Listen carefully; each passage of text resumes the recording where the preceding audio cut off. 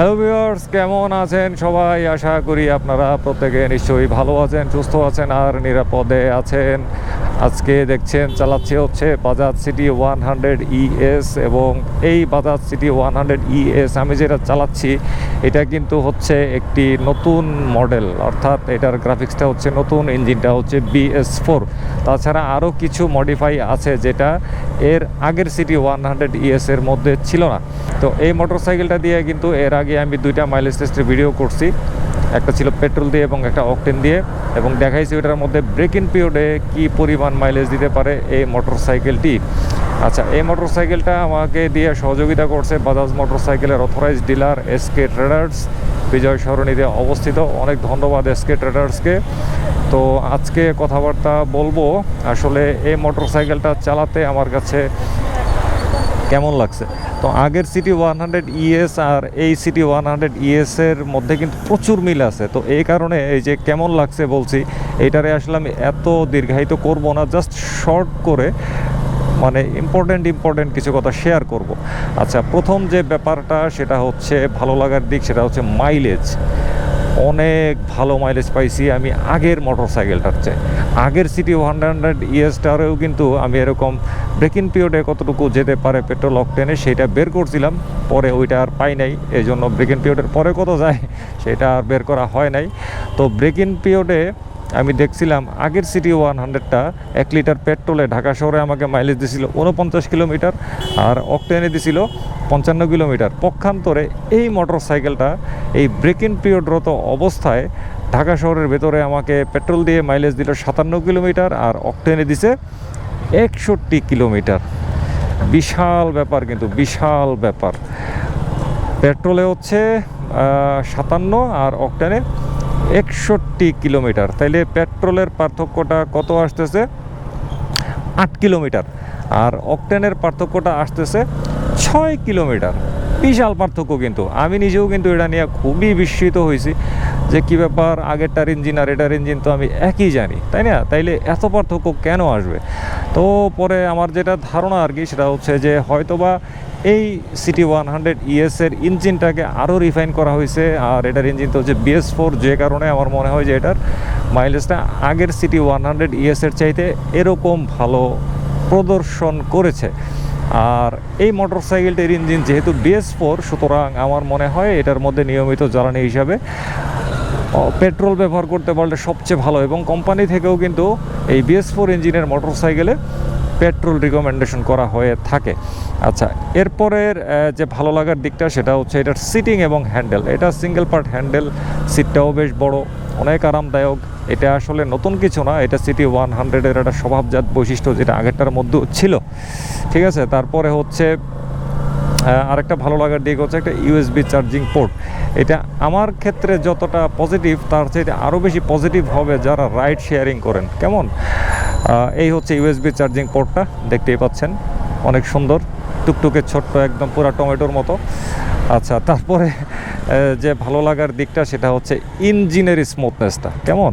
City 100 ES আগেরটা যখন চালাইছিলাম break in পিরিয়ডরত অবস্থায়, ওইটার চাইতে আমার কাছে এইটার ইঞ্জিনের সাউন্ডটাকে আরও স্মুথ লাগছে। কেমন? তো ওই যে বললাম না, এটা ইঞ্জিনটা মনে হচ্ছে কি আমার কাছে আরেকটু রিফাইন করা, যে কারণে এই স্মুথনেসটা এবং সাউন্ডটা আমার কাছে আগেরটার চাইতে খানিকটা ভালো ফিল হয়েছে। আর হ্যাঁ, এরপরের যে ভালো লাগার দিকটা সেটা হচ্ছে এটার থ্রটল রেসপন্সটা। এটা 100 সিসির মোটরসাইকেল হইলেও এটার মধ্যে মানে থ্রটল রেসপন্সটা আমার কাছে কিছু 125 সিসির মোটরসাইকেলের মতো ফিল হয়েছে। খুবই ভালো দিক, আমার কাছে খুব ভালো লাগছে এটার থ্রটল রেসপন্সটা। যদিও এটার মধ্যে কোনো রেডি পিক আপ নাই, তো 100 সিসির এটা মোটরসাইকেল, হালকা পাতলা একটা মোটরসাইকেল, আর কিছু দরকার নাই, যেরকম থ্রটল রেসপন্স এটা থেকে আমি পাইছি। আচ্ছা, এরপরে চলে আসতেছি এইটার কয়েকটা খারাপ দিকে। যেমন এইটার প্রথম যে খারাপ লাগার দিকটা সেটা হচ্ছে ফুট রেস্টের সমস্যা, মানে রাইডারের ফুট রেস্টটা না আমার কাছে মনে হয় কি যে কেমন যেন মানে বাইকের গঠনটার সাথে ফুট রেস্টের গঠনটা মিলে নাই। এটা ওই যখন আমরা দুই পা রাইখা একটু হামাগুড়ি স্টাইলে বাইকটারে নিয়ে ঠেলা সামনে নিয়ে যাই, তখন এই পায়ের মধ্যে এটা লেগে যায়। মানে এত বিরক্ত লাগছে আমার কাছে দু একটা জায়গার মধ্যে, অন্য কোনো বাইকে কিন্তু এইভাবে লাগে না, এইটার মধ্যে যেভাবে লাগছে আর কি। তো আমার মনে হয় এটা ফুট রেস্টের পজিশনটারে অবশ্যই আরও আপগ্রেড করা দরকার। এরপরের যে খারাপ লাগার দিকটা সেটা হচ্ছে এটার ইঞ্জিন কিল সুইচ নাই। সিটি রাইডের জন্যই স্পেশালি এই মোটরসাইকেলটাকে বানানো হয়েছে। তো সিটিতে তো ট্রাফিক জ্যাম থাকে, এটা পৃথিবীর যে কোনো দেশই হোক। তো এরকম ট্রাফিক জ্যামের মধ্যে যখন আমরা এই বাইকটা নিয়ে চালাবো তখন কিন্তু ওই মানে ইঞ্জিন বারে বারে বন্ধ করা চালু করার একটা ব্যাপার কিন্তু চলে আসে। তো বারে বারে এই চাবি মোচড় দিয়ে ইঞ্জিন অফ করাটা একটা বিরক্তিকর ব্যাপার, ইগনিশনের উপরে অযথাই একটা চাপ পড়ে। তো এইটা থেকে রেহাই পাওয়া যাইতো কিন্তু একটা যদি ইঞ্জিন কিল সুইচ দিত। এই দেখেন এত বড় একটা ছাদ দিয়ে রাখছে, ঠিক আছে, এখানে কি এখানে কোনো কবুতরও নাই। কবুতরের খোপটোপ যদি থাকতো বা কবুতর পালতো উড়তো তাও বুঝতাম যে ঠিক আছে কবুতর আছে, দেখে শান্তি পাবো, শান্তির প্রতীক দেখে। তো নাই, কবুতর নাই, এটার মধ্যে একটা ইঞ্জিন কিল সুইচও তারা দেয় নাই, অদ্ভুত ব্যাপার। আচ্ছা, তারপরে যে খারাপ লাগার দিকটা সেটা হচ্ছে এটার দামটা। ওরে ভাই রে ভাই, এটার বর্তমান দাম হচ্ছে 1,03,500।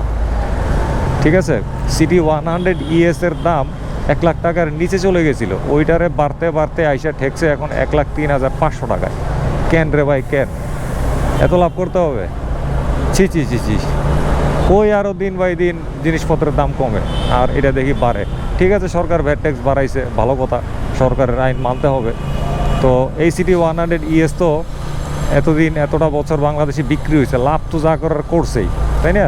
ওই একই জিনিস দিয়া টুংটাং রং টং বদলায় আর টাকটুক কিছু কইরা এই মোটরসাইকেলের দাম বাড়ানোটা আমার কাছে একটু যুক্তিসঙ্গত মনে হয় নাই। খুব খারাপ লাগছে এটার দাম 1,03,500 টাকা দেইগা আজকের এই 2022 সালে। তার উপর এটার মধ্যে বড় কোনো আপগ্রেডেশন নাই। আচ্ছা, এইবারে চলেন আরেকটা ব্যাপারে কথাবার্তা বলি। ভারতের বাজারে এরই মধ্যে অনেক দিন হয়েছে, অনেক দিন হয়েছে সিটি 110 নামের একটা মোটরসাইকেল রয়েছে। আচ্ছা, সিটি 110 ওই মোটরসাইকেলটা হচ্ছে 110 সিসির, হ্যাঁ, 110 ES ওইটা। তো ওই মোটরসাইকেলটা সেই কবে ভারতের বাজারে আসছে, আর আমরা বাংলাদেশের বাজারে আজকে চালাই হচ্ছে এই রং বদল করা আর সাইড দিয়ে কিছু মডিফিকেশন করা একটা সিটি 100 ES। মানে আমরা কতটা পেছনে পড়ে আছি, আমাদেরকে কতটা পেছনে ফালায় রাখছে আমাদের দেশের বাজাজ কর্তৃপক্ষ।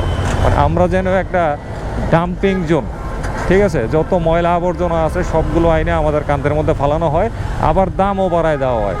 অদ্ভুত ব্যাপার, মানে কি রে বলবো রে ভাই। তো সিটি 110 ES মোটরসাইকেলটা থেকে কিছু জিনিস এটার মধ্যে সংযুক্ত করছে। তো সংযুক্ত বলতে কি, আমি এটারে বলবো এটা চুরি করে আনছে। যেমন এটার আমার এই দুই পাশে ট্যাঙ্কের এখানে দুইটা প্যাড দেওয়া আছে, ঠিক আছে, সেম এরকম প্যাড কিন্তু সিটি 110 ES এর মধ্যেও আছে, হ্যাঁ। আচ্ছা, তারপরে সিটি 110 ES এর মধ্যে ওই যে শকআপের মধ্যে অর্থাৎ সামনে টেলিস্কোপিক ফর্ক সাসপেনশনের মধ্যে আছে, ওই দেখবেন যে দুইটা কভার দেওয়া আছে। তো এইটার মধ্যেও কিন্তু এরকম কি করছে, কভার দিয়ে দিছে। মানে সিটি 110 আনে না, কিন্তু সিটি 110 জিনিস আইনে এটার মধ্যে দিয়ে দিছে। মানে তারা আসলে কি বোঝাইতে চায় যে এগুলা দিয়া এটারে সিটি 110 বানাই দিছে, তাই তো? অদ্ভুত ব্যাপার বাংলাদেশের বাজাজ কর্তৃপক্ষ। মানে কি বলবো রে ভাই, এরা আসলে তাদের রুচি বলতে কিচ্ছু নাই। আর রুচি হয়তো বা থাকতেও পারে, তারা রুচিটারে দমায় রাখছে। মানে আমাদের দেশের বাজারটারে তারা মানে ফকির ফাকরা বাজার হিসেবে বানায় রাখছে আর কি। হ্যাঁ, মনে করে যে হয়তো বা বাংলাদেশের মানুষ এগুলো কিনতে পারবে না, দাম বেশি। কিন্তু তাদের এটাও জানা উচিত বাংলাদেশের মানুষজন এখন 5 লাখ 6 লাখ টাকা দামের বাইকও চালায়, ঠিক আছে, ওই সমস্ত কোনো বিষয় না। বাংলাদেশের মানুষ চায় নতুন জিনিস, ভালো জিনিস, মানসম্পন্ন জিনিস। তো এই বাজারে বাজাজ বর্তমানে যেগুলো আনতেছে, বাজাজের প্রত্যেকটা মোটরসাইকেলই এগুলো আসলে আমাদের বর্তমান যুগের সাথে তাল মিলাইয়া চলার মতো উপযোগিতা একটারও নাই, আমি যেটা মনে করি আর কি। এখন মানুষজন তারপরেও কিনে, কেন কিনে? কারণ ওই যে বাজাজ অনেক পুরনো একটা ব্র্যান্ড, ভালো একটা ব্র্যান্ড, আগে যেটা সুনাম কুড়াইছে, ওই সুনামের কারণে মানুষজন এগুলা এখনও কিনতেছে। তবে এইটা কিন্তু বেশি দিন চলবে না। বাজাজ যদি তাদের এই বর্তমান স্ট্র্যাটেজি চেঞ্জ না করে, 2022 সাল 23 সাল উপযোগী স্ট্র্যাটেজি প্রস্তুত না করে, তাইলে ব্যবসা করতে কিন্তু অনেক হিসাব নিকাশ করতে হবে এই বাংলাদেশে। তো যাই হোক, আজকের মতো এই ভিডিওটা এখানে শেষ করে দিচ্ছি। সামনে আবারও কথা হবে অন্য কোনো ব্লগে, অন্য কোনো বিষয়ে। তো সবাই ভালো থাকবেন, সুস্থ থাকবেন, নিরাপদে থাকবেন, নিরাপদে মোটর সাইকেল চালাবেন, ট্রাফিক আইন মানবেন। আর মোটর সাইকেল চালানোর সময় অবশ্যই ফুল ফেস সার্টিফাইড হেলমেট ব্যবহার করবেন। খোদা হাফেজ।